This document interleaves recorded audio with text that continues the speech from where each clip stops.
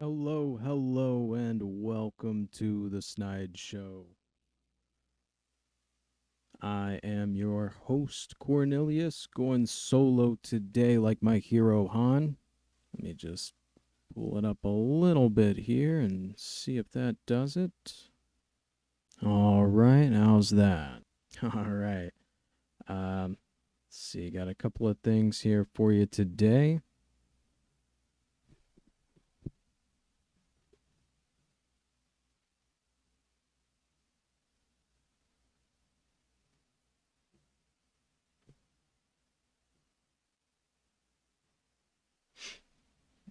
Right.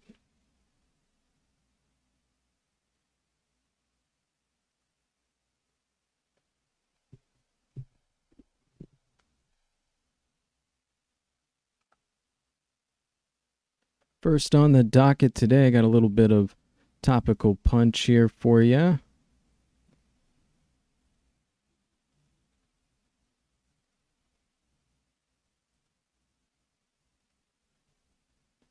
First, I got a story here that really warmed my heart. A two-parter that came out over the last couple weeks. Let's go ahead and give it a look-see here.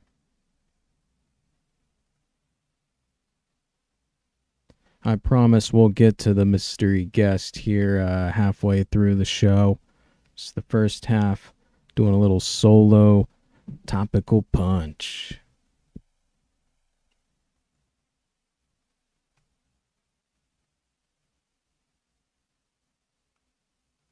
Make sure everyone can hear this.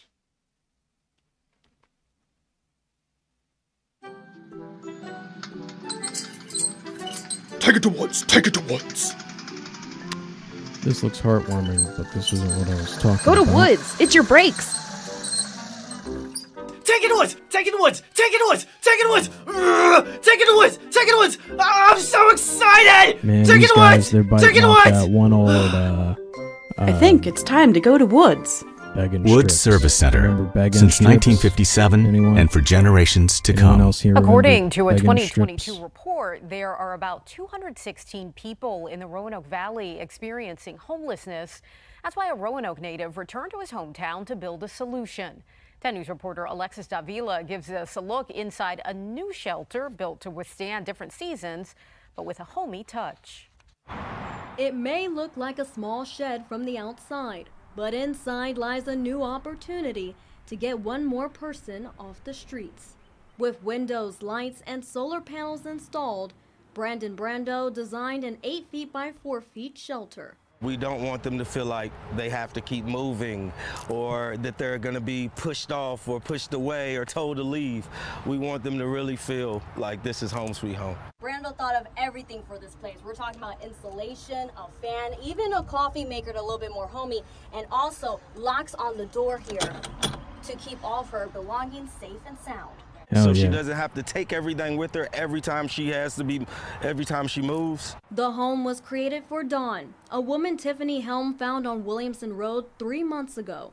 When Helm told Dawn about the surprise, she said Dawn could not hold back her excitement. She was just like, her eyes were big, and she said, for me, is this for me? She was so excited, and she said, well, how many days? And she started putting her hands up. Or are you talking about 5 days? How many days? When are you gonna have it ready for me? Helm says Roanoke can't keep pushing the homeless away. Rather, they can invest in new solutions. When you care for others and people see that you care, I believe that you have no choice but to get a good response back. Brando and Helm plan to arrange a time to officially welcome Dawn to her new home. In Roanoke, Alexis Davila, 10 News, working for you. Hell yeah, man. And like that's the kind of thing we need to see more of, you know what I'm saying? Like it's great to see on a community level someone, taking it upon themselves to use the resources and skills and what have you to give to their community. But why can't we put a little bit aside that we put into getting involved in the politics of other nations into building some things like this in our own backyard. You know, I mean, George Carlin said it himself, you know, these municipal golf courses and these cemeteries, they're wastes of space, you know, and why not, you know, build a bunch of these with, like, you know, communal, like, showers and stuff, you know. It's you know, just food for thought, you know. Moving into the next, and I'm really glad I saw this today and got the other half of the story. Right here on 10 News about the construction of a home in Roanoke to get one more person, I should say, off the street. Well, now it's completed, and 10 News reporter Alexis Davila captured the moment when that woman right there found that she was going to be experiencing homelessness no more. With music blasting from the radio, 62-year-old Dawn dances with excitement to see her new home. Dawn faced homelessness for more than 2 decades and mainly slept along Williamson Road. But after 5 days of cutting and drilling wood, Brandon Brando and volunteers created a unique home for Dawn to call her own. Hey, this is nice. Brando traveled from Atlanta to build the home after his cousin Tiffany Helm told him about Dawn. She was like, I want you to meet Miss Dawn. So it took me by there. We told her what we were going to be doing. I mean, and she was just completely ecstatic. The owner of the property gave 2 thumbs up to allow the construction of Dawn's new home and will provide Dawn access to her bathroom and shower. I'll show her what it is. You just go in there. The discovery of a generator to power her own fan, phone, and coffee maker made Dawn smile. Lock them. That's nice. Because you lost your luggage and your items, look what you got right there.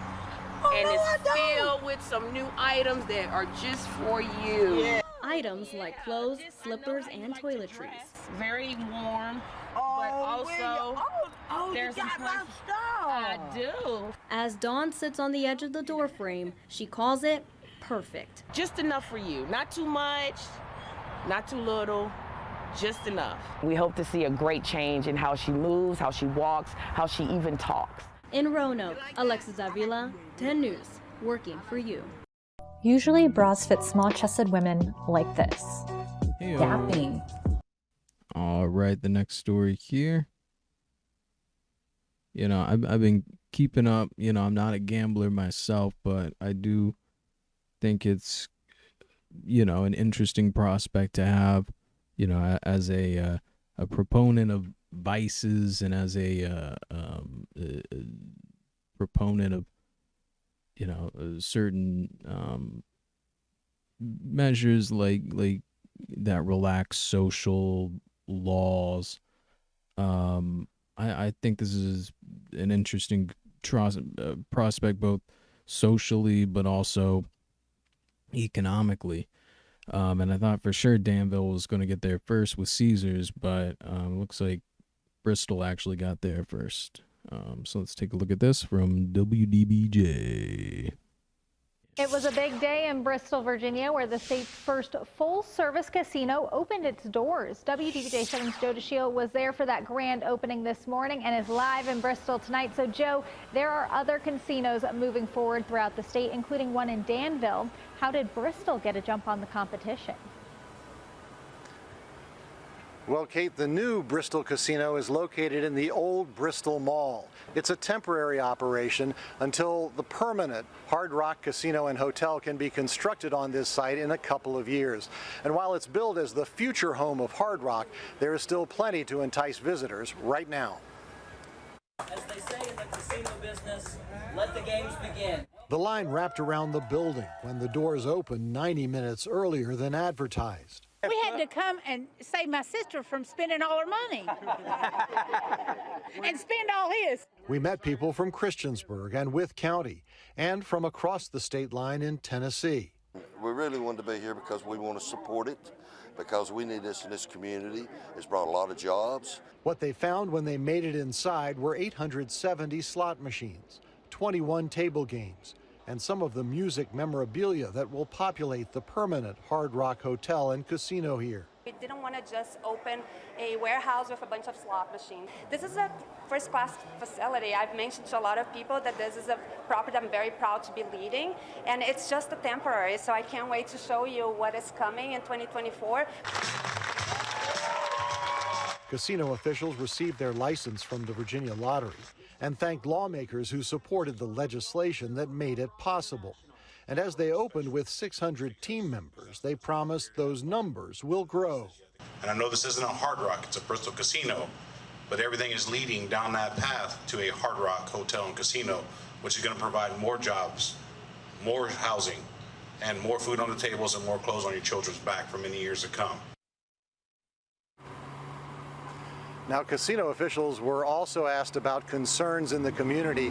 They said one focus of their employee training is problem gambling and how best to help people who need it. But they also cited the jobs, the economic activity, the support for nonprofits that this casino will bring to the community. Kate, the new Bristol Casino is now open 24 hours a day, 7 days a week. Yeah, and you could see those people lining up to get inside. I'm sure it's going to be a busy weekend. Thank you, Joe, for that report. All right, sorry, I just noticed I was peaking a little bit, that audio there, and mine is still a little low. This is wild stuff, guys, you know. My levels were perfect earlier, I promise. I just hope that, now this isn't adding a bunch of whooshing when I talk. At any rate, the better version of this comes out on Mondays, folks. The better version of the show that is recorded live on Friday. I clean up all the audio and stuff, so if the issues that we have on the live is too much for folks, you know. This is kind of a lo-fi operation we're running here, but anyway, they touched on some of the social issues with gambling. You know, of course, addiction's a real thing, but it's more of a mental disease, more of a neurological thing than people think. You know, there's parts of your brain that are connected to willpower, and if you fuck up on the dopamine, you know, get too much of the dopamine, it can break those parts of your brain, and you have trouble with willpower and shit. Sometimes it's fun, sometimes it's not, you know, and that's just kind of a thing. Sometimes people have a genetic predisposition to this, like their brain already starts off with that impulse control problem and that need for dopamine fiend. And that's what that is, and it's more of an issue rather than something that can be policed. It is something that we can sort of moderate. And part of the, you know, again, going back to something I've said on Snide show before, part of the mission of the 21st century is to overcome the biological impulses that we have and the biological structures that we have, and use our technology to augment that, modify that. And, you know, I think eventually we'll, you know, we're getting there with certain drugs, but we'll find a way to, you know, supplement, you know, with some sort of neural link, so that we can help with impulse control stuff and rehabilitate people to sort of be like Walt Flanagan. Shouts out to Tell Him Steve Dave, that guy. He considers salt and pepper a drug, you know. He's one of those guys. Anyway, on to our next story. Speaking of mental augmentation of sorts, we have Harvard-developed AI identifies the shortest path to human happiness. Perhaps that can help us get to where we're trying to go. Deep Longevity, in collaboration with Harvard Medical School, presents a deep learning approach to mental health. The researchers created a digital model of psychology aimed to improve mental health. The system offers superior personalization and identifies the shortest path toward a cluster of mental stability for any individual. This is from Deep Longevity Limited. So company wrote this, not people. They published a paper in Aging US outlining a machine learning approach to human psychology in collaboration with Nancy Etkoff, PhD, Harvard Medical School, and Authority on Happiness and Beauty. The authors created 2 digital models of human psychology based on data from the midlife in the United States study. The first model is an ensemble of deep neural networks that predicts respondents' chronological age and psychological well-being in 10 years using information from a psychological survey. This model depicts the trajectories of the human mind as it ages. It also demonstrates that the capacity to form meaningful connections as well as mental autonomy and environmental mastery develops with age. It also suggests that the emphasis on personal progress is constantly declining, but the sense of having a purpose in life only fades after 40 to 50 years. These results add to the growing body of knowledge on socio-emotional selectivity and hedonic adaptation in the context of adult personality development. I mean, I meant this all to relate. So you have autonomy, personal growth, self-acceptance, positive relations, purpose in life, environmental mastery, self-awareness. Start out on happy, you get aware of yourself, you put together a to-do list of shit, and you figure out shit. You go along with a plan. You get insights, you learn shit, and you therapize, and you self-help, and then you're happy.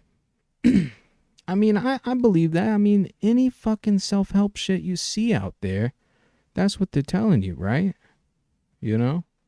It all kind of comes from within, man. And that's why I'm here to share with you the good word of Lucifer. That's what Lucifer is all about. You know, he's the being of light, the bringer of light. You know, that's why he's Prometheus. You know, it's the same figure in mythology. You know, he's bringing us the insights from above, from the mountain. And, you know, that's what that is. So, continuing on. Maybe that's what this AI is. You know, this is Prometheus we're building here. So the article describes an AI-based recommendation engine that can estimate one's psychological age and future well-being based on a constructed psychological survey. The AI uses the information from a respondent to place them on a 2D map of all possible psychological profiles and derive ways to improve their long-term being. This model of human psychology can be used in self-help digital applications and during therapist sessions. So they're fine-tuning all this shit. All this shit you can get at fucking Barnes & Noble on the self-help. You know, they're consolidating that information using research and stuff, and they're plugging it into this damn robot, and they're going to chug this out to fucking BetterHelp or that one with the orange circle, whatever that one is. The second model is a self-organizing map that was created to serve as the foundation for a recommendation engine for mental health applications. This unsupervised learning algorithm splits all respondents into clusters depending on their likelihood of developing depression and determines the shortest path toward a cluster of mental stability for any individual. Alex Zarvankov, the chief longevity officer of Deep Longevity, elaborates existing mental health applications offer generic advice that applies to everyone yet fits no one. He's right. We have built a system, or she's right. I mean, it's Alex. Pardon me. We have built a system that is scientifically sound and offers superior personalization. To demonstrate this system's potential, Deep Longevity has released a web service, Future Self, a free online application that lets users take the psychological test described in the original publication At the end of the assessment, users receive a report with insights aimed at improving their long-term mental well-being and can enroll in a guidance program that provides them with a steady flow of AI-chosen recommendations. Data obtained in Future Self will be used and further develop Deep Longevity's digital approach to mental health. Yep.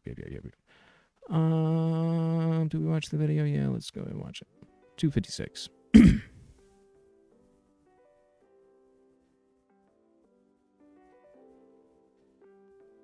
Humans are biological beings. They have many interesting organs, such as the heart, the liver, the stomach. But the most intriguing of them all is the brain. It stores our mind that is our greatest strength as a species. But sometimes, the burden of having a brain is overwhelming, which results in stress, sadness, and overall low psychological well-being. At Deep Longevity, we have created an AI system that can help people increase their mental resilience and improve their future well-being. The core of our approach are self-organizing maps, or SOMs for short. This is a method of unsupervised learning, and we will show you the basic principles behind it. A person takes a psychological test in which all answers can be represented as a number. Then, all these numbers are aggregated into one vector. Repeat that for a few thousand people, and now you can start training your SOM. While the response vectors are high-dimensional, a SOM is a 2D representation, just like a real map is a representation of our 3D globe. To draw this map, similar respondents are grouped together and are assigned to a single cell on a SOM. This way, the map accurately represents the high-dimensional distances between the initial data points. Now that we have a SOM, what's next? All right. We've just coloured each cell based on the psychological well-being of the people mapped to the cells during training. You can clearly see peaks and canyons in this map. Mountains are the regions of the map with a high number of happy people. You can easily find the best matching cell for any new sample and tell a lot about this person based on their surroundings. You can also use this SOM to navigate. We know where a person is and what cell fits their psychological profile the most. Moving from one cell to another requires internal change that may be achieved with the means of directive psychotherapy. Different people will be mapped to different starting points and require different directions to reach their goal. The SOM provides personalized tracks towards long-term mental well-being, to be followed on one's own or with a psychiatrist. Visit futureself.ai and read the original article to see the deep learning approach to psychology in action. Brought to you by Deep Longevity.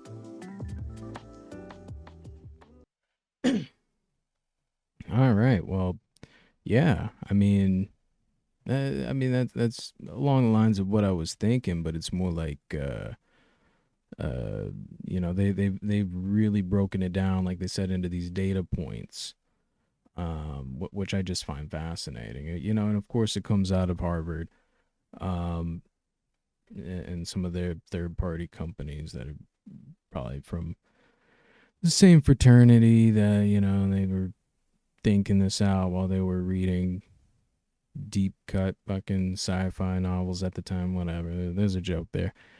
Future Self is a free online mental health service. Oh, it's free. All right. Well, you know what? I'm actually gonna pinpoint that for later. As long as it's free. A leading biogerontology expert, Professor Vadim Gladyshev from Harvard Medical School, comments on the potential of Future Self. This is an ad. Challenge the past. You got me. Challenge accepted. This study offers an interesting perspective on psychological age, future well-being, and risk of depression, and demonstrates a novel application of machine learning approaches to the issues of psychological health, it also broadens how we view aging and transitions through life stages and emotional states. The authors plan to continue studying human psychology in the context of aging and long-term well-being. They are working on a follow-up study on the effects of happiness on physiological measures of aging. The study was funded by the National Institute of Aging. Okay. Those people are the ones that are trying to like reverse Alzheimer's and stuff like that. So that's cool. That's a cool thing, not super creepy, just slightly creepy. And that's the kind of creepy I'm into. So on to the largest alcohol molecule found in space yet may be the key to star formation, so this was sent to me by a friend because we made a joke a couple of weeks ago about how alcohol was found, or it was isopropyl or isopropanol or something like that.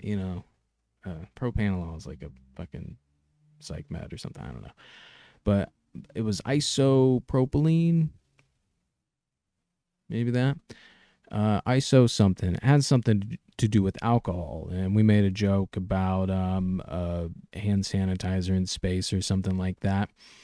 And it came from one of the asteroids in the asteroid belt that's really close to us. And so, not really close to us, but it's the one, like, I think right outside of Mars or something, before you start getting off into deeper orbit.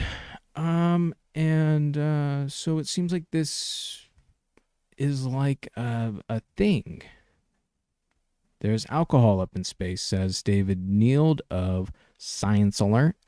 No, it's not bottles of wine discarded by careless astronauts. Rather, it's in microscopic molecular form. Now researchers think they've discovered the largest alcohol molecule in space yet, in the form of propanol. It's right there. Propanol molecules exist in two forms, or isomers, both of which have now been identified in observations. Normal propanol, which has been detected in a star-forming region for the first time, and isopropanol, the key ingredient in hand sanitizer, which has never been seen in interstellar form before. These discoveries should shed light on how celestial bodies such as comets and stars are formed. The detection of both isomers of propanol is uniquely powerful in determining the formation mechanisms of each, says astrochemist Rob Garrod of the University of Virginia. So this comes from this is kind of a sequel story connected to the one that we shared a couple weeks ago, if you tuned in before.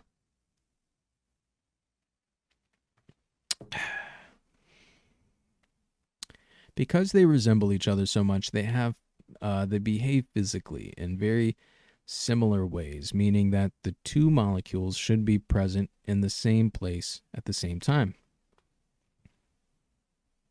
The only open question is the exact amounts that are present. This makes their interstellar ratio far more precise than would be the case for other pairs of molecules.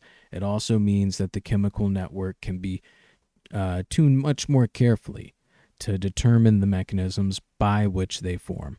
These alcohol molecules have been found in what's known as a delivery room of stars, the gigantic star-forming region called Sagittarius B2. The region sits near the center of the Milky Way, close to Sagittarius A, the supermassive black hole that our galaxy is built around. While this kind of molecular analysis of deep space has been happening for more than 15 years, the arrival of the Atacama Large Millimeter Submillimeter Array ALMA telescope in Chile 10 years ago has stepped up the level of detail that astronomers can access. ALMA offers a higher resolution and a greater level of sensitivity, enabling researchers to identify molecules that weren't visible before, being able to pick apart the specific radiation frequency being emitted by each molecule in a busy part of space like Sagittarius B2 and is crucial in calculating what's out there. The bigger the molecule, the more spectral lines at different frequencies it produces, says physicist Holger Muller from the University of Cologne in Germany.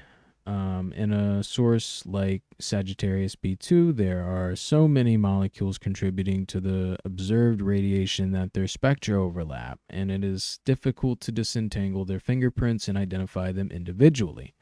Thanks to the way that ALMA can detect very narrow spectral lines, as well as lab work that comprehensively characterize the signatures that propanol isomers would be giving off in space, the discovery was made. Finding molecules that are closely linked, like normal propanol and isopropanol, and measuring how abundant they are relative to each other, enables scientists to look in more detail at the chemical reactions that they have produced them. Yes, very important. The work continues to discover more interstellar molecules in Sagittarius B2 and to understand the sort of chemical melting pot that leads to star formation. The organic molecules isopropyl cyanide, N-methylformamide, and urea, have also been spotted by ALMA. Interesting.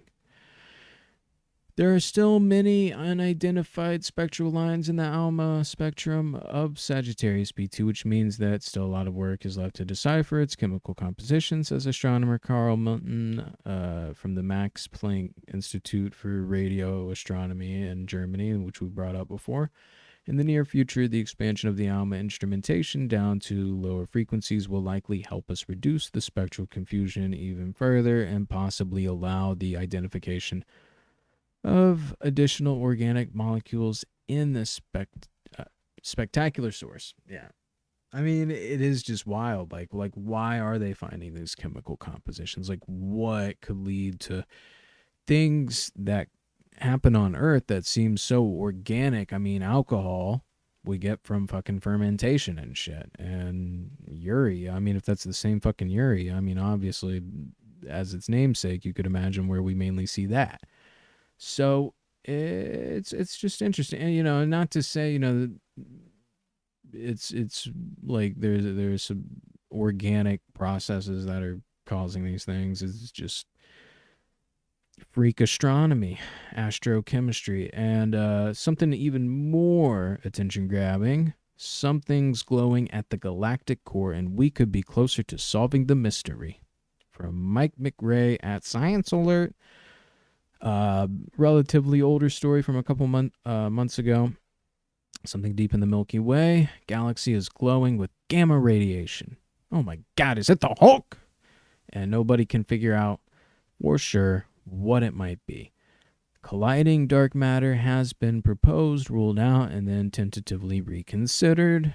Dense, rapidly rotate, which, a lot of that is connected to the CERN stuff going on right now. Dense, rapidly rotating objects called pulsars were also considered as candidate sources of the high energy rays before being dismissed as too few in number to make the sums work. A study by researchers from Australia, New Zealand, and Japan could breathe new life into the pulsar explanation, revealing how it might be possible to squeeze some serious, intense sunshine from a population of spinning stars without breaking any rules. Gamma radiation, Hulk, isn't your typical hue of sunlight because it's green.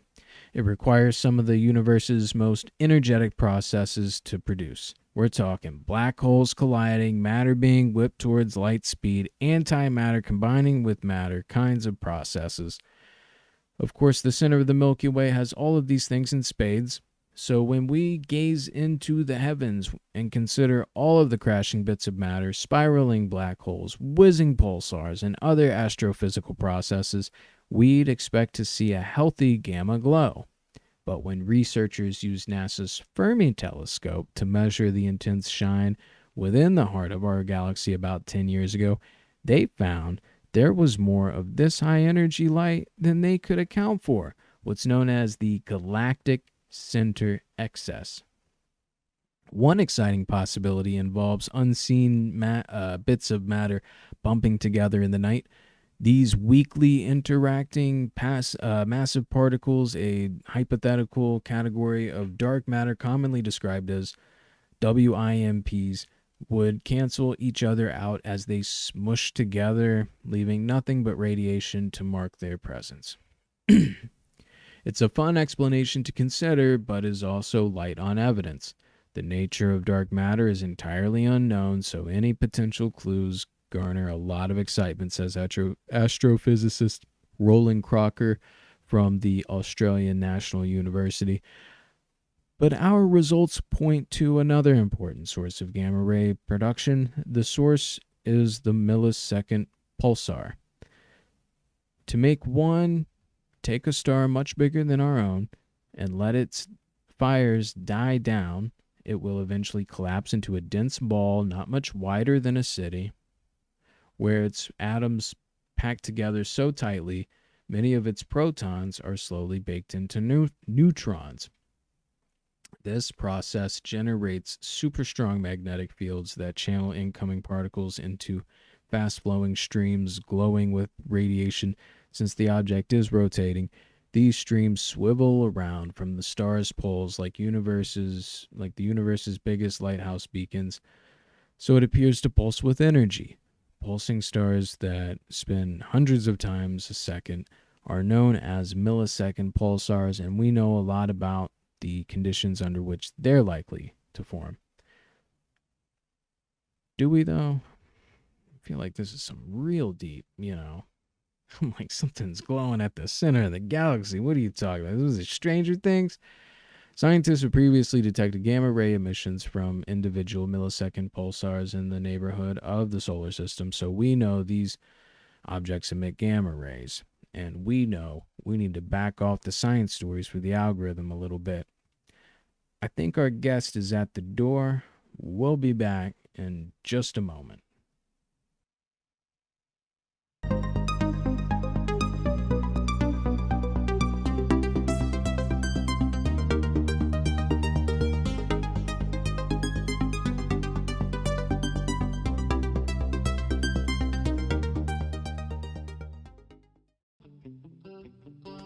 Got my Canes hat on, the Hurricanes hat. I thought you were saying I got my McCain hat on. No. Put it on the record that would not never be on my head. Ryan's back. He's got his John McCain hat from whatever fucking year that was. Tending out in the garden, like got the John McCain hat on. No, but got my Carolina Hurricanes hat on from recently. They had the NHL draft. It was last night. The top a little better. Got Carolina Hurricanes.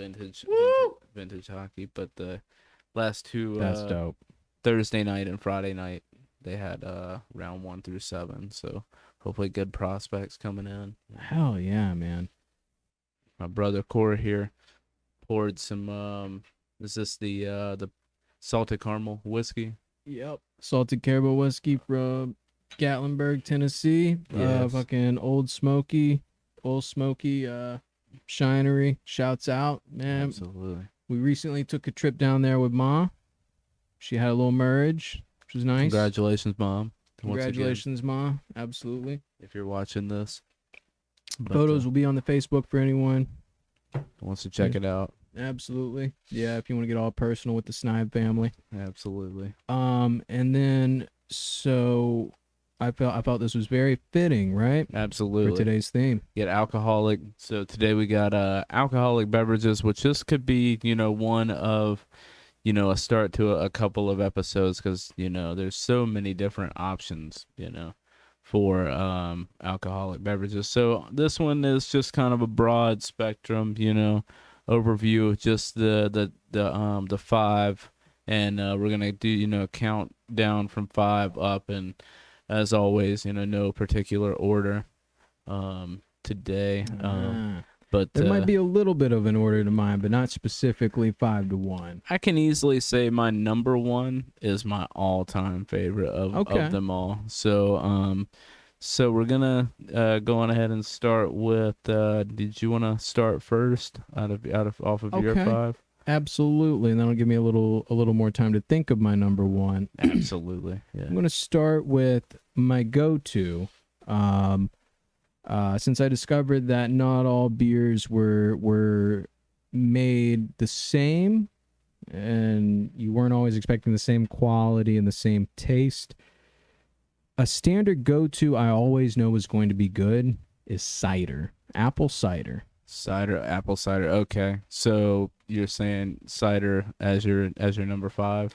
Cider is going to be my number 5. Fruit cider in general, but specifically dry apple cider. Dry apple cider, okay. That our friends at Bold Rock make, the IPA that they have. The Indian pressed apple, or India pressed apple. Which they're being cute. Absolutely. Yeah, but cider is definitely, so that is definitely on my list. We'll get to mine, later on. Bold Rock, absolutely love them, and it is, semi-local. Yeah, it's a little about 3.5 hours from here. Also, if you ever go, they have fantastic food as well. I didn't know that. They've got these garlic Parmesan fries. They're almost like shoestring cut. But they've got good food. They switch it up every now and again from what I've seen. I've been there a couple of times.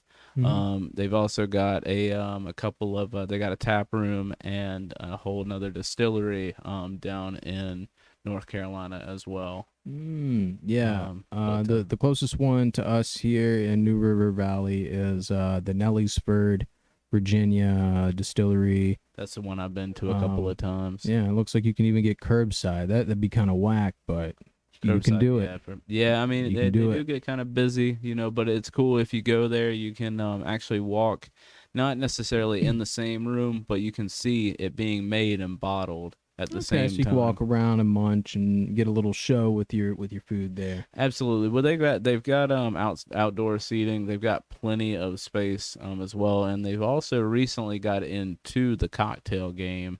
I haven't really tried too much of it because I'm not too much. They've got a mule. I'm not really a mule fan. Oh, right. But right. Well, what's your number 5? So there? my number 5 would have to be, it's gonna be a mimosa. Would be my number 5. So there's a couple of wines that I was trying to decide whether to make the list or it would make more of an honorable mention. But my overall favorite wine is gonna be a white Moscato, like a sweet wine. Right, more of a that's got to be the best one. Absolutely, the best one. So there's one Castello del Paggio. That's Did we talk about that on the wine episode? Maybe. That sounds familiar. We might have. If you haven't, folks, tune into the wine episode that we did last season of the Rye 5. Yeah, that was more of a deep dive. That was such a deep dive. Those episodes were so deep. I forget which one it was, but we actually went out to this vineyard in California and we actually recorded the episode there on the outskirts of that. They didn't know we were there, but it was nice. It was a good, a good time, by the beach. It was by the vineyard. Remember the big old barrel beside us, and go back and watch that here on the Rye 5 YouTube channel. Yes, but now we've kind of merged all into Snide Studios. We got some good things happening here. But yeah, so Castello del Poggio, and then to do like a honorable mention, Primo Amore. That's another good one. It's another white wine. Primo Amore. Yeah. You can actually get that one at Olive Garden as well, which was the first place that I looks like a good mid shelf. Yeah, it's not if you're looking for like a it's a screw top, a bottle, yes. Looking for a screw top. You know, you're not going box, but you know, fuck the cork, man. Let's get into this shit. To go like take it, you know, like to a picnic. You know, you don't have to worry about it. You know, like a corkscrew. You know. Yeah, the screw top. And fucking American favorite. Absolutely, yeah. The easy access, you know, you get right into it. They can also go down in a shower as well. Okay, it's a good shower wine. Absolutely, it's a good shower wine. But you heard it here, folks. An endorsement from Ryan Snide over here. Ryan Snyder for the Primo Amore wine, Benito. Get it wherever fucking Instacart delivers, apparently. Absolutely. Target, you can get it, you know, Kroger, those few places you can get it. But yeah, not bad, you know, within, you know, $20 you can get a, you know, a bottle of wine. It's another Moscato, you know, sweet white wine. Honorable mention real quick, just because I saw it when I first typed in Mimosa, the first thing that came up, aside from the question, are mimosas a girly drink? To which I say no, and also who the fuck cares? They're a bougie drink. An apple cider mimosa came up recommended. Wow. Okay. We're looking at the Cookie Rookie. The apple cider mimosa looks pretty good. So maybe do you sub the wine or do you sub the orange juice? I'm wondering. I'm feeling it would definitely be the wine. Gold and silver sprinkles. That's fucking extra. Apple cider and champagne. So you're subbing the orange juice with the apple cider. That's interesting. I would be down to try it. I do love, you know, anything generally apple. I do really like. So yeah. Same, except for themselves, you know, unless they're like in a salad or on some peanut butter. I'm like, that's too much, man. The apple too much, man. You don't like apples by themselves? If you cut it up, put it with some peanut butter, sure. Yeah. On its own, I'm not biting into an apple like I would an orange or even an avocado. That's the truth. Or a peach. Or a peach. Yeah. Millions of peaches. Absolutely. So you're number 4. My number 4. Another standby before we get into the mixed drinks over here is beer, specifically blonde ale. I like a good blonde ale. It's so straw medium blonde ale, the modern bitterness and maltiness. So blonde ales are good. There's a Baltimore Brewing Company does a blonde ale that's really good. Baltimore Brewing Company. Yeah, I've got it. I've gotten it in like the, you know, like the pick sixes, you know. Oh man, dude, we got to do a whole like tasting series with you, Rye, because like the way you do these pick sixes, man, the way you become such a connoisseur with these things, like, yeah, the Guinness is good. It's the only Guinness I'll drink. Let's see, yeah, wheat ales for sure. Wheat ales are a good one. I think it's the. So is it the Guinness? Because it's done in. That's one they did together. This is the one. It looks like is the main. That's one it right there. Also, I guess it is maybe Guinness Bottom or something at some point. Because that could be it. But yeah, a lot of cervezas I think are on that spectrum of like the lighter ales. Absolutely. You know, I don't like a dark ale. Most beer I like is going to be a light beer. But I discovered this through Blonde Honey. The Blonde Honey beer. Let me see if I can. Which I think we've talked about this before. They used to be. Oh man, did they get bought or something? Yeah, I don't know if they're. Oh, from Wild Wolf. That's right. Yeah, I think we did talk about this at some point. It kind of looks familiar, but I haven't had it myself. I do love blonde ales are good. They are generally lighter. So does it have honey in it as well, or is it? Yeah, some of these, and I think that's what gives them the sweeter note. Yeah, and I what got me, of course, was the packaging, because I'm such a simp for packaging, good packaging. Especially craft beer always has the best packaging. Yeah, and not where it goes overboard, where they have, but a good graphic, a simple graphic, not something overly complicated where they spent more packaging than they did actually brewing their stuff. The product, yeah. But something like that. I think Narragassett's got a good one. Oh no, that's right. Narragassett's a lager, so that it's another good one. That one's a good one. I had that one in a pick six one time. It wasn't bad. It was a pretty standard lager. Yeah, it's very drinkable, and that's what I look for in a beer. Is it something that's going to quench my thirst and satisfy me and give me a little buzz, See, my thing for me, I don't want too much hops, it can't be too hoppy. Exactly. So that's why I generally stay away from general IPAs. Now that Bold Rock IPA, that one is exactly like you said, it was them trying to that was their take. Mm-hmm.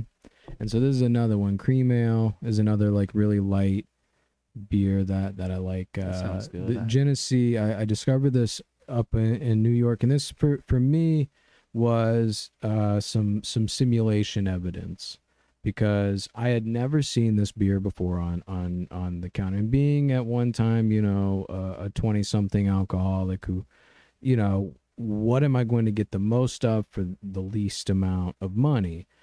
I would have came across this as someone who drank Bud Light Platinum unironically. Yeah.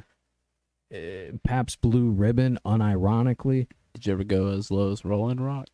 No. Like, I draw the line at like serious malts, but Rolling Rock, it's not bad, but yeah. I mean, it's good. It's like a poor man's Heineken. 100%. It's that's good. a good way to put it. It's I've never good. thought of it, but it's if it's around, I'll drink it. But something that I'm going to seek out, I need to go down like water at that point in my life. Not now. Right, not exactly. now. Yeah. But so you couldn't. I never noticed Genesee. I go up to New York for the first time, and I'm up there pounding cases. I went through like 2 cases while I was up there for a month.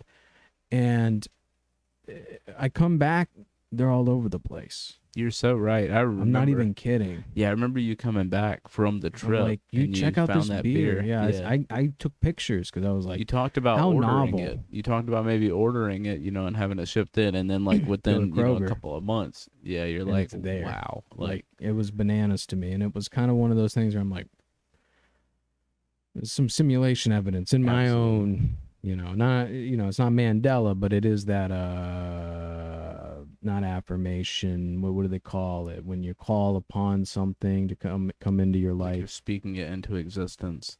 There's a word for it. It's not coming to me. Folks, if you know, put it in the comments below. Yeah, for real. But so moving on to my number 4, I will, sticking to, beer. I'm more kind of almost on the opposite side. I'm more of a darker beer type of guy. Staying local, literally within, miles down the road of Bold Rock. I'm gonna put in Devil's Backbone, Vienna Lager. This is all I've heard you talk about for like a year. It's I can even find it down at home. It's even down there. It's. Are you sure you're 21? You know what? I don't want this out there. It's but yeah, it's the Vienna Lager. There it is, right there. There we go, the Vienna Lager, which they've got. They've had some good beers. But I didn't recently. I did find out that they were bought out by Budweiser. Oof. But other than that, it's good beer. They've got some. They haven't changed the recipe. No, because that's what you got to start looking for. Looking for that corn syrup and fucking quinine, whatever, all that shit they put in there. I can tell you from experience to myself, I haven't tasted a difference, but As far as for a limited edition, one time they did a take on the Vienna lager and did a maple oatmeal. Oof. Maple oatmeal. That's a good oof. Yeah. That's it. Yeah, it was very good. It went down pretty smooth. It was one of those that in the aftertaste was the maple. And see, that's good. I like a good aftertaste. It was, you didn't really taste it going down. It almost tasted like Vienna lager going down, and then that aftertaste, that maple, that oatmeal, it was really good. Wow. But Devil's Backbone, as far as local-ish, within 3.5 hours, it's probably my favorite brewery from what I've tasted. Yeah, and Mom likes it too. Yeah, it's kind of where I runs in started. the family. She had started drinking it, as far as other than like a Bud Light, or something like that. Yeah, it was more the occasional it's like, not. I'd say it's not a daily beer. I couldn't as far as like a 12-pack, that would take me probably about a week. To drink through. So, but it's really good. It's kind of a dark, lager. I think it's 5.4%, something like that, ABV. Yeah, I don't see it on there, it's a heavier. It's a heavier thing. Absolutely. But have you seen this Golden Lager? That one's good. See, I would try that. See, now that's a lighter. That's getting more on my end of the beer spectrum. Yeah, that's a lighter lager. Bookmark it, baby. Kroger, find it at Kroger. You can. Goldie. It looks seasonal. No, it's I think it started out as a seasonal, but then it kind of stuck because it's a pretty big one. It's like second to their Vienna lager, I think. Now they're also their 8-point IPA. That one is okay. I've had it before. That one will go down, but ideally, I'm not drinking IPAs. But that would be Devil's Backbone would definitely be my my favorite brewery. So what's your number 3? My number 3 would have to be, it at one point was a 1, but as I go on, alcohol and cream don't go as well together. But the number 3 for me has got to be the Russian. Wow, we had the the White same Russian. number 3. Wow. That was my number 3. Yeah, the White Russian, which is Kahlua or just any coffee liqueur. I've made my own coffee liqueur a couple times. It's not as hard as you think. You basically throw some sugar in the coffee pot, and make sure you got your proportions right. Stir occasionally, so that the sugar doesn't stick to the bottom, and turn into glass. And you can have some, your own homemade Kahlua that isn't, you can control more the sugar content of it. What's in it? Absolutely. And some cream, and which you can whip up. Apparently, some whipped cream up in that would be like, man, I've never tried that before. A little much, maybe. And then putting a little, sugar on the rim or whatever that is, It's almost like putting it on your hot chocolate, like your whipped cream on your hot chocolate. Exactly. And then vodka, vodka. Or you could substitute rum. To make a Cuban. Okay, I didn't know there was a word for that one. So mine in particular, which we experimented this one together, and it may have been on a Rye 5, if I'm not mistaken. Are we just repeating another episode? I don't think so. There's definitely some maybe some layover, but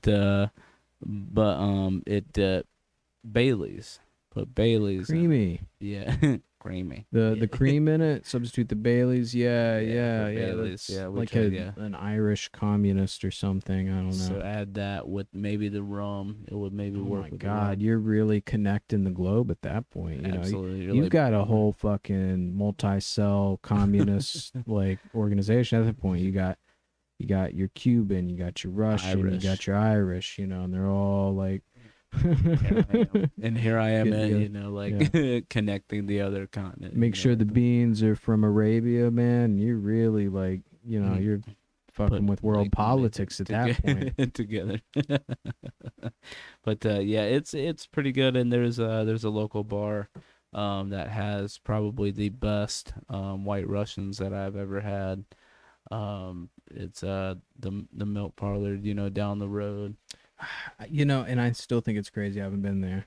I know. We'll have to go sometime. So I tried recently at I think it was at Bull and Bones, a caramel Russian. That's not what they called it. Someone called it something else to me. Mm-hmm. But it was like a Russian, but it had caramel in it, and that was like fucking the best thing ever. How was that? You said yeah, it was good. It's like the best fucking drink ever, it was supposed to be a shooter, and I'm like, this is a sipper, man. Like, this tastes good. Shooters shouldn't taste good. 100%.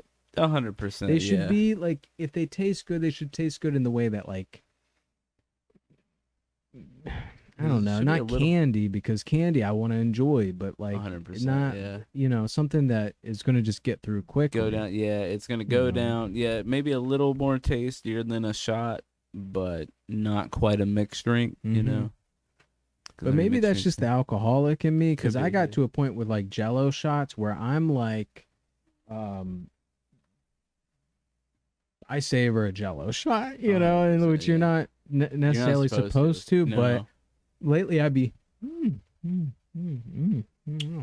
Okay. Yeah. You gotta really, I mean, you want to enjoy, and also you want to enjoy what you're drinking. Also, I do. In the same regard. At 30 years old, I do. You want to, yeah, exactly. So, I mean, me personally, Jello shots just go down. You get like the edge and just pop it, and then just gone. Yeah, or you do like just. Yep, 100%. You get either way. For me, it goes down pretty quick. Yeah. But so what's your number 2? All right, well that's going to have to be. This is a newer one for me, because vodka was excommunicated from my life for a while, and I've come back around on it finally. I cannot.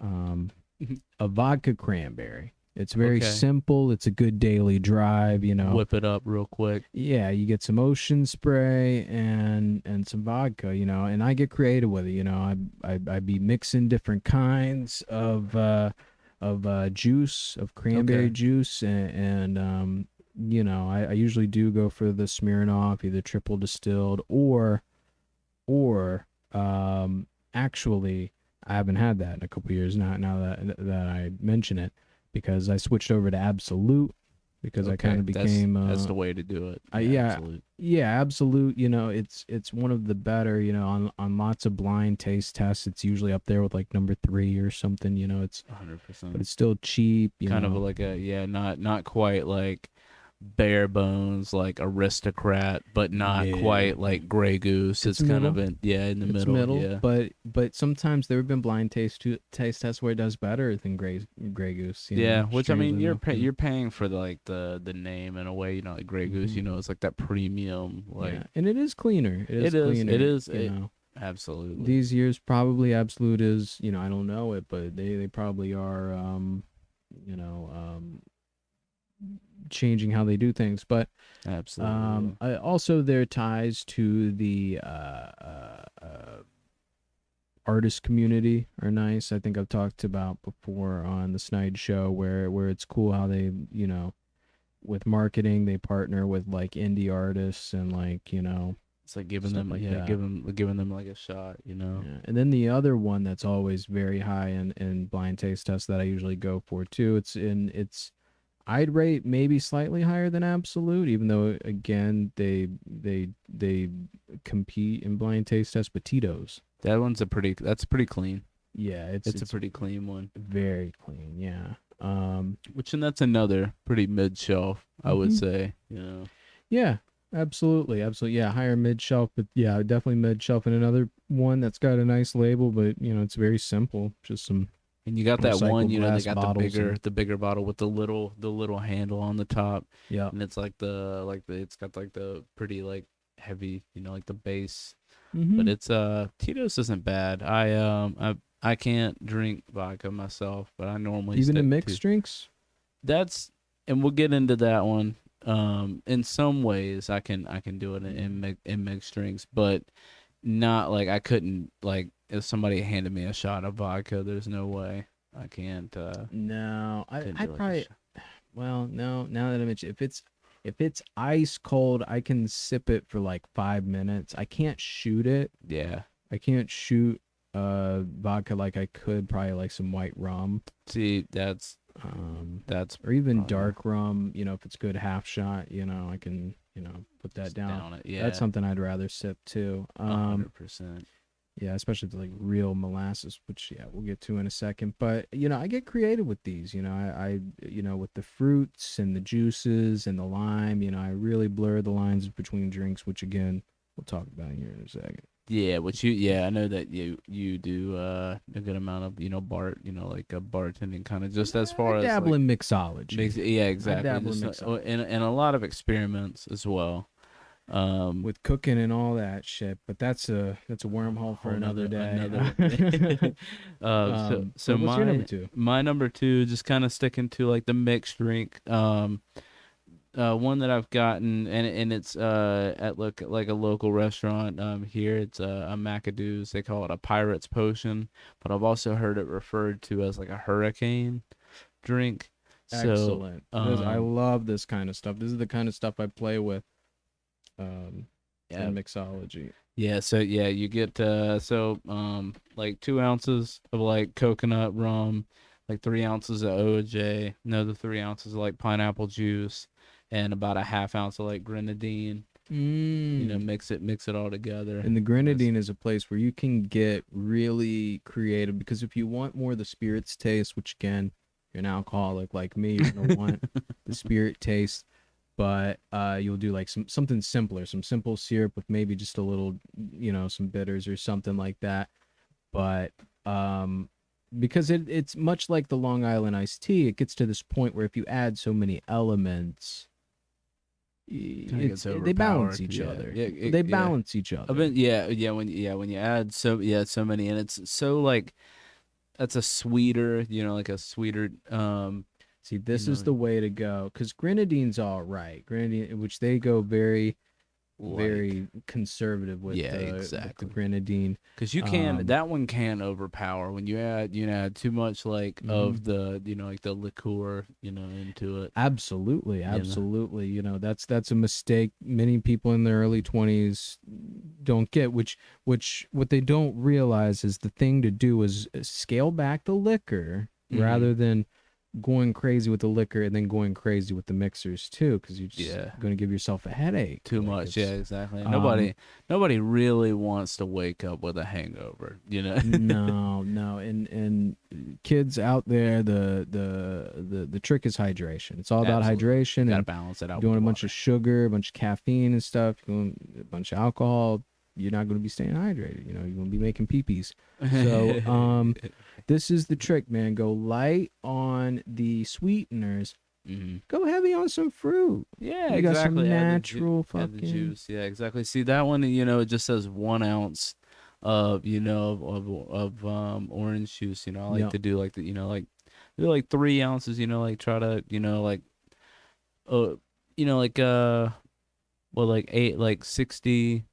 60-70% juice, 30% liquor, would you say? That's a good ratio. Yeah, that's a good 1 to 3 ratio. Exactly. Yeah, 1 to 3 is excellent. That's an excellent ratio. Absolutely right. But yeah, that was probably. My bro's always been good at the maths. I try. Yeah. That's it just always for the most part it comes to me.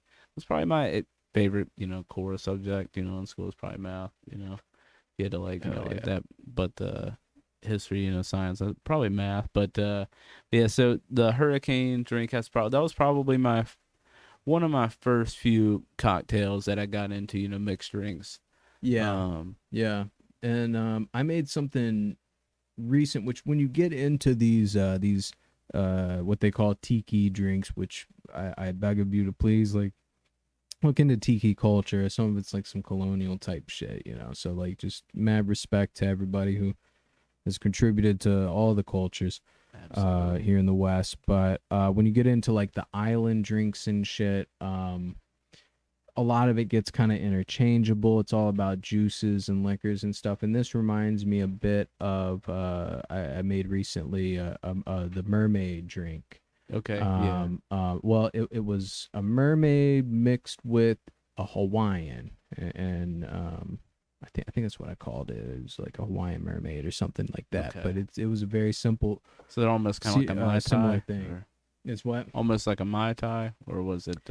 Yeah. Let me look real quick. Says it was the mermaid recipe.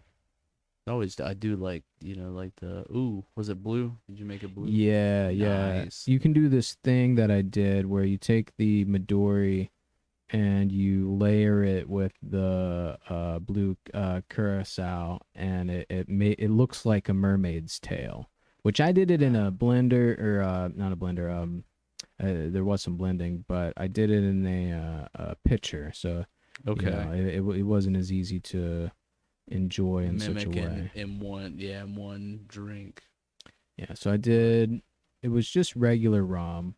I went more with the flavorings and what I added, but pineapple juice, lime juice, and then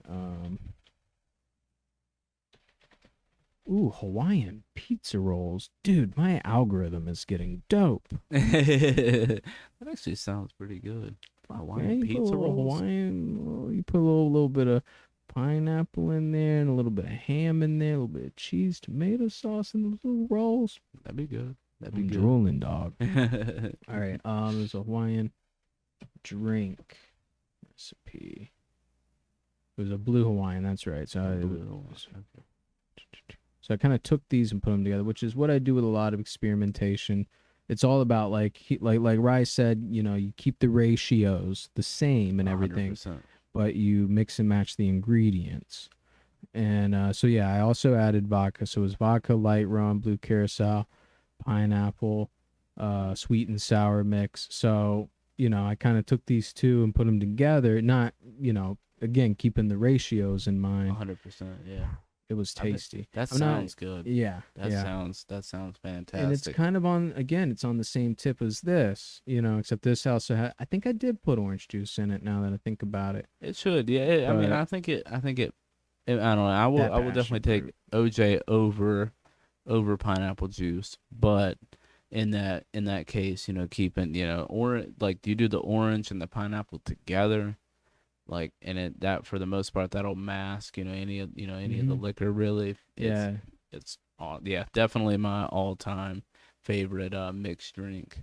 In my like with that and like you were saying, I mean, it's we so gotta versatile. go somewhere tropical, bro. Absolutely. We gotta go somewhere tropical, like and just fucking like Tahiti. Take the ladies to Tahiti or something like that, man. That'd be awesome. Amaretto. Yeah. See, that's where you start losing me. Some amaretto and stuff. I don't got that, man. So what Cranberry you could do. juice, I mean, orange, pineapple. amaretto would go well in like in a Russian maybe. Yeah, I mean that's like almond, right? Yeah, it's like almond. I love almond. So maybe if see, I like getting to this point. Aside from like things like curacao, Midori, whereas like I'm not going to go out and get the essence of melon or go out and get like the essence of orange or whatever. But for the most part with simple syrups and stuff, I'm trying to get to this point, grenadine, which grenadine is kind of like a concentrate of sorts. Absolutely. Yeah. Which again, that's not something I'm going to make at home. I'm not going to make a concentrate at home, but I'll take some concentrate and make like a syrup at home. See that, yeah.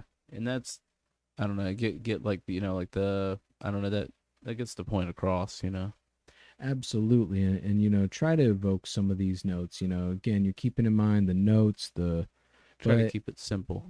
Try to keep it to something I'm going to have in my fucking, trailer bar. Right, exactly. Well, that's, but that's, so what's your number one? Well, speaking of, real quick, before we get into specifically what my number one drink of all time is, rum. Anyone that's watching this that's, in your early 20s, you know, not that I endorse underage drinking, but if you're going to be doing that, stay away from spiced rum. All right. Yeah. You know, and again, this is something coming from things I've come across in my research, and something that Greg from How to Drink got into recently on his episode about rum. Spiced rum on the market came about in like the 80s. Because back in the day, what you would do if you wanted spiced rum, you would just get rum and put spices in it. A lot of, like, back in the day cocktails, you just again, you know, we've come back around to this, but it's more sophisticated now that we can do essences and carbonations and things like that at home. But spiced rum, a lot of time what they're putting in there is corn syrup, fucking acidic shit that you don't need. Chemicals, yeah, that you don't need in your body. Just go out, get a rum, throw a cinnamon stick in there, throw some nutmeg in there, throw some brown sugar in there, and just let it sit in the sun or wherever you can put it that it's not going to get gross in your fridge, and just let it sit there for a while, and you'll have some spiced rum. You know, you don't got to go to the captain for that. And it might, honestly, taste better that way. Absolutely. Probably, bro. Probably throw an orange peel in there. 100%. Yeah, you know, that's yeah. I'm gonna have to do that. I had to learn that the hard way, man. I got sick on some black spiced rum one time, and I had like a 3-day hangover. Like, that was the worst liquor experience I've ever had. Worse than my drinking half a fucking gallon of triple distilled vodka time.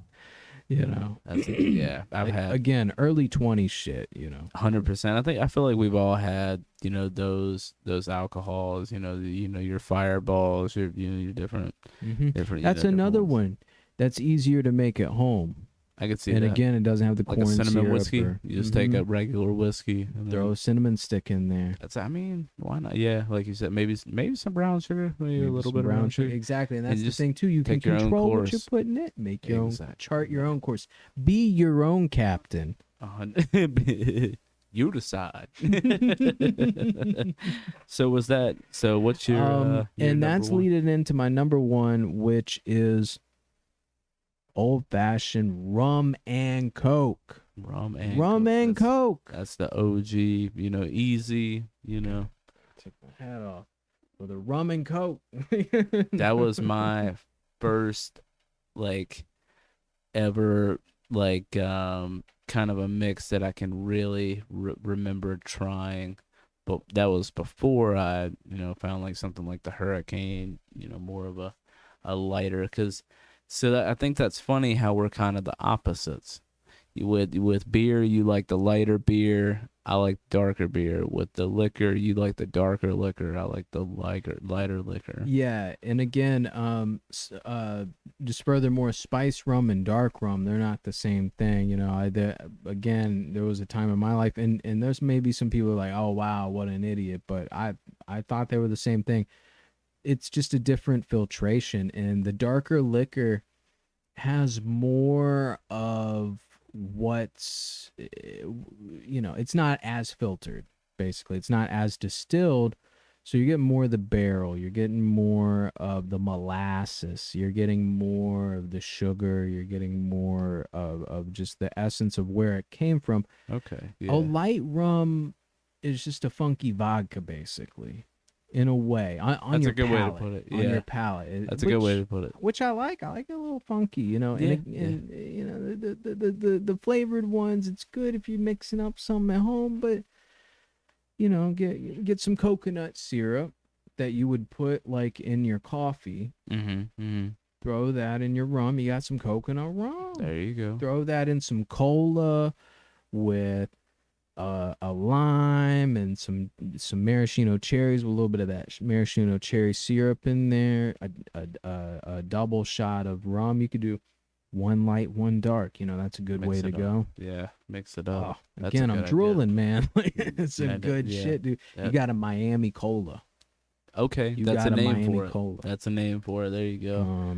I've never I was trying to think of what you could call that, but that's a great name. Yeah, Miami Cola. You get the cherry. I think a cherry lime cola. Yeah, like a maybe if you throw coconut in it, it's a Cuban cola. Maybe. Yeah. I don't know, man. That does sound good. I'd definitely try that one. That Yeah. would be a good one to mix up. And it's good for partying. That's the thing. Rum and Coke's a party drink. Absolutely. If it's 10, I'll make sure to follow it with a glass of water too. You Yeah. know? And absolutely. Yeah. Stay hydrated. Yeah. And you're gonna go for a couple more hours. Yeah, yeah. Or also, rum and Coke is also good for like events. Like you said, parties. Also, like maybe like a concert or like a game. Absolutely. But yeah, that one. Yeah, rum and Coke is good. I can't do Jack and Coke. That's not one for me. But I've tried that one newer. I'm coming around on it. Lost in Taste. Shouts out to Lost in Taste down near us. Has a frozen. Local, yeah, stay local. Has a frozen Jack and Coke machine, which before then I had only seen in Vegas. Like, wow, I didn't even know they had that. Yeah, and That's I think you can get it frozen rum and Coke. I'm not sure, but it's fucking good, man. Yeah. Like, once it starts melting, getting a little warm on you, not so good. But as long as it goes down pretty quick, without getting that, the head headache freeze, But or the brain freeze. You're right. So I guess moving on. So my number one I'm psyched for this. Kind of a callback. There's a reason I said we're gonna go back to it later. Bold Rock. That's my number one. Yo, I'm glad you didn't let it out of the bag. No, because and this is my number one favorite drink out of them all, and it was a limited edition Bold Rock. I think you may have tried this one. It was specifically their Harvest Haze. What? It was like an old fall one, and it had some pumpkin, some nutmeg, some spice, and that it just was good. it makes me think of my favorite time of the year, probably fall time. You got football's coming back, and you just enjoy it. Also, recommend the Harvest Haze around a campfire. It's a good time around like a bonfire, or a campfire.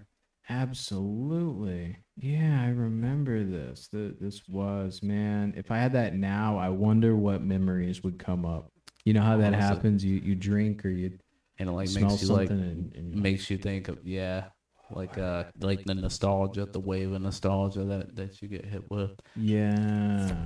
Man, Bold Rock. They just have so recently they reintroduced, or they're bringing back their Honey Crisp apple. That's gonna be their like the fall one coming up this year. I was hoping that they would bring the Harvest Haze back. They've had the Orchard Frost. That was another good one. That was limited.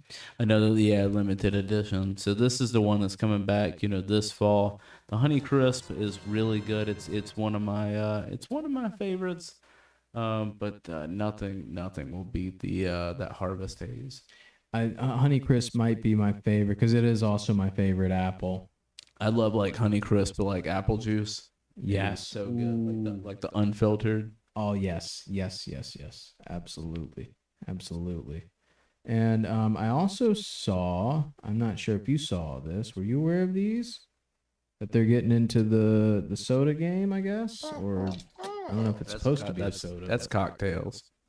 So that was that's their vodka orange crush. Vodka orange. What is that? So it's kind of like they're bringing like the mules, like Boulder. Yeah, they're doing like the mules. It's also kind of like with that. They've really ventured out. Yeah, their tea. I wasn't a huge fan of it. I thought it was like a better Twisted Tea. Twisted Tea. I could see that. No disrespect to Twisted Tea's got their spot, on the market, but like they got a spot on a racist head too. Honestly, yeah, it's Shouts out to Twisted Tea. Yeah, man, that dented that motherfucker. I mean, given it looked like he, needed it. Sometimes people need a wake up call, So, is that their bourbon? Yo, I didn't even know they were getting into this, like actual. So I wonder if it's one of those things where what we've been drinking as the cider is like a byproduct. No, Whereas, well, it like, was this I is think it's some- the other way around. Because the I don't know. Well, like they're distilling this, but it takes a longer time to get this stuff and treat it. Mm-hmm. Wonder what year it is. What, when they started that? I mean, it's within the last like 4 years or so. The vodka, it's like still fairly newer. Gosh, and it's 80 proof. I mean, yeah, they've got it. And like when you go to like the one in Nellisford, you got the you got the cider in like the building, to the right, and then on the building to the left, that's where they're doing, like, that's where the barrels are. That's like where the cocktails are more made. I haven't really ventured out to it too much, just because I'm not really much of a liquor drinker too much. So I know what I'm getting you for fucking Christmas this year. It's gonna Warm be you apple cinnamon apple whiskey. That would be good. Warm you on up. We need to venture out, take a trip, sometime soon to Bold Rock. Yeah, dude. A Barrel Barn exclusive, so you gotta go there. Yep. You gotta go You have there. to, yeah, because I guess they can't. I don't know. I'll see you there, folks, and I'm gonna be searching out one of their marketing people on there. I'm like, endorse Snide show, man. Please, yeah, because that would be awesome. Yeah, Bold Rock. Shouts out to Bold Rock. They're OG for me. One of my, that was the, first, I tried the Angry Orchard. There's no disrespect. They got their spot. I don't know if they changed something, like changed their recipe, but I feel like at one point it was better, or if it's that Bold Rock spoiled me. I think that could be part of it. Like, because there was a time Angry Orchard, what's the other big one? Woodchuck or whatever? Woodchuck, yeah, brewing. Yeah, they got their amber, the red apple, which they've That's got where more. I started, was Woodchuck, and it was kind of a premium thing. It was like an expensive thing at the bar, and it was like, but I was like, this is better than beer. Yeah. And then 100%, shortly after, Angry Orchard made everything affordable. Yeah, And exactly. then, dude, I remember their elderberry. I still think fondly of their Angry Orchard elderberry. had an elderberry. I didn't try that one. That sounds really good. That was like elderberry. 2014. Oh, elderflower. That's what it was called. Elderflower. Okay. 2013. Wow. Okay. Yeah, I the remember that white shit. Okay, elderflower. Okay. That was 2013. Wow. So almost 10 years ago. Fascinating. So yeah, that's We got a 3.4 out of 5. Man, that shit, I remember it being good. Again, maybe it's just because I was like fucking newer, 20 or whatever. Yeah. like- Which, I mean, Angry Orchard has a spot, in a time when I want, something to drink. I can't really find like a beer I like, and Bold Yup. Rock's not available. Yeah. Generally, Angry Orchard's going to be available. Why not? Ooh, that they got the tropical. They had the strawberry one. The strawberry one was good. Strawberry is good. Yeah, it was, but I love a punch though. I love that's fruit punch, man. Like tropical. Yeah, I bet that tropical fruit. Yeah, that one would be good. I'll have to try that one. Rose is not bad. Pear is probably my favorite. The green apple's good. Yeah, pear might be my favorite too. Oh, the crisp apple is their version of the dry.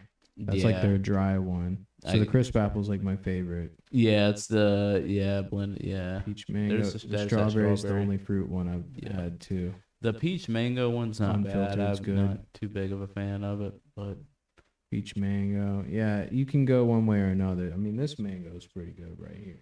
yeah. Shouts out to Dharma. Yes. Unfiltered that one's probably up there with one of my favorites. Yeah, because it's just tasty. Yeah, it's like you're almost drinking apple juice. Mm-hmm.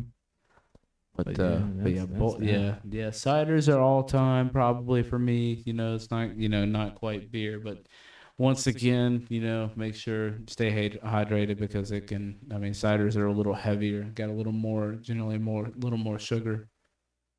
Yeah, absolutely. That's why the drier one's the way to go. Again, Bold Rock, you look at those nutritional facts, man, they're keeping it all pretty low. Like, I don't know where they're making up for it, but it's like, I mean, It's just a good product. Yeah, it's just good apples. I mean, Woodchuck's a good one too. That one, they have premium, but you have it now, and you're like, what is the premium for? I mean, it's no hate though, no shade. No, and they're generally. Yeah, it's like about similar-esque price, to Bold Rock. But they've got, I don't know if you've tried it, they've got they might show it right here. Yep, the Mimosa, which is not bad. I bet that Prosecco is really good. Ooh, they got a Sangria too. See, and they're up in what, Vermont? I think they're brewed in Vermont, if I'm not mistaken. Yeah, I guess the price point has been driven down now since the game has opened up. But at one point, they were the highest price point for and I remember it being very, very good. And again, I would just wonder if it's just Bold Rock spoiled me. That could definitely be the case. I think there you're looking at like for a 6-pack, you're looking at about $10. $10 for a 6-pack.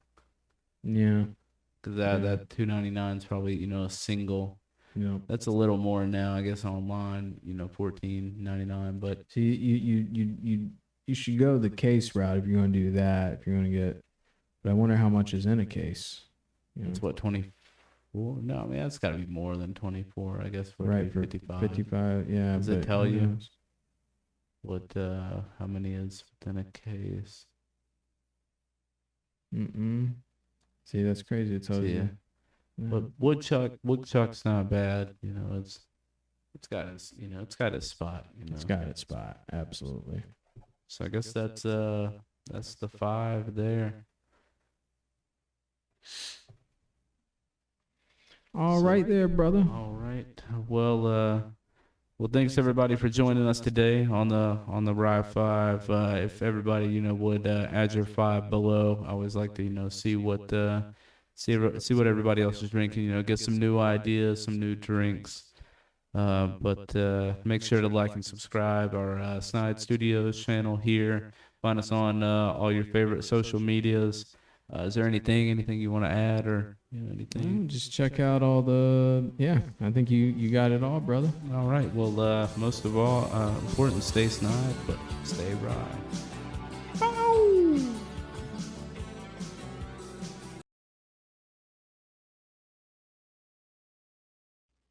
Just realized my mic was still off. All right. How did everyone like that Rye 5?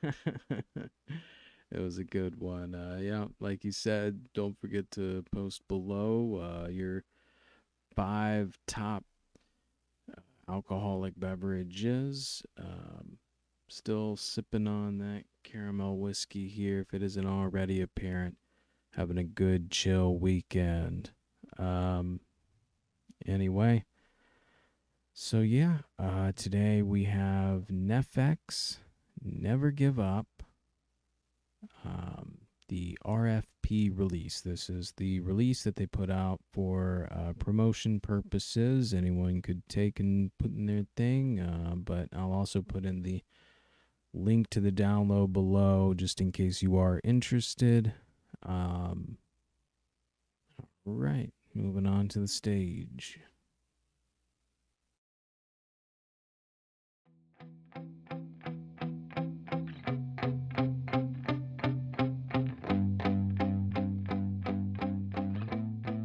Yeah, my hands steady, I feel ready, but my legs heavy, I don't get it. How come I haven't hit it already? Still working. working, I'm still learning, I'm still searching, finally earning something, finally turning something called a profit. If I hear you talking shit, don't get caught in it. I'll be popping off and hit your ass, dropping all your shit. Yeah, I promise this, I got promises, you ain't stopping this. Cross my shit, you'll be knocked unconscious, bitch. That's the consequence, I got this, I will not quit. Man, I'm on it, honest, I'm gonna launch quick, then I'm gone. It's just a matter of time before I'm over the climb and moving under my prime. Just quit my 9 to 5, I'm rocking, and they watching, cause it's shocking. Dropping all these top 10 songs, no stopping. It's time to live my life, it's time to live, not die. Wish I could slow down time and just enjoy the climb.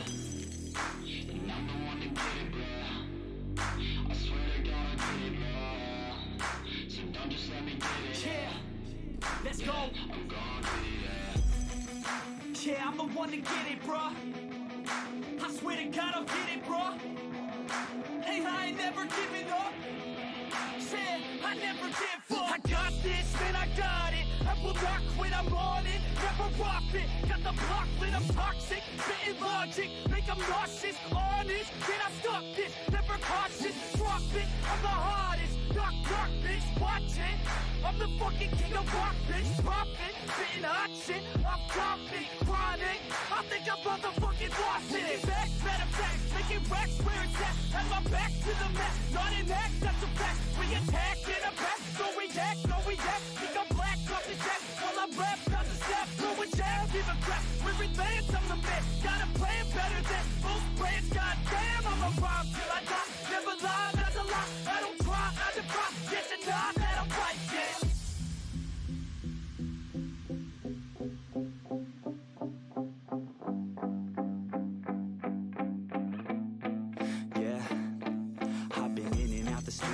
Like a student though, working on a movement, yeah, I'll do it cause I'm in the zone. And you know that I'm ready for the shows. How it goes, I don't know, but I'm waiting till I'm chose. Front row, here I go. All these people wanna know what you think of them lately. Do you really love me or do you really hate me? On a scale of 1 to 10, what would you grade me? All this social media has got me going crazy lately. Everything's inflated, mainly everyone's invaded. Privacy is naked, man, I really hate it. God, I really hate it. I just wanna make it through all this fake shit. Living in the real life, living for some real times. Talk about the real climb, passionate in real rhymes. Steal time back from my 9 to 5, taking back my fucking life. I just wanna feel alive. And I'm the one to get it, bro. I swear to God I get it, bro. So don't just let me get it. Yeah, let's go. I'm gonna get it.